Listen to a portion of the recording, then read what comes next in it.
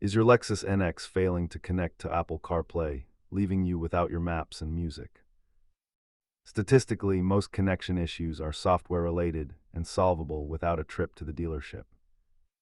Let's break down the diagnostic steps to get your infotainment system back on track. Start by inspecting your cable and port, then toggle your phone's wireless radios to reset the handshake.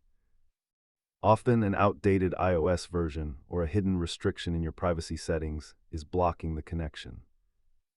If that fails, perform a clean slate by deleting the device pairing from both the Lexus and your iPhone. Try these simple resets first, but if the port is physically damaged, you will need professional service. A DIY reset is free, while a dealer port replacement can be surprisingly expensive.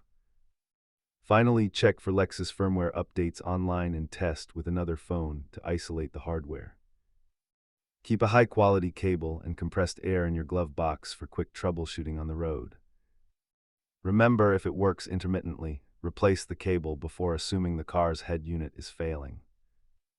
If these steps fixed your connection, let us know in the comments and subscribe for more Lexus troubleshooting.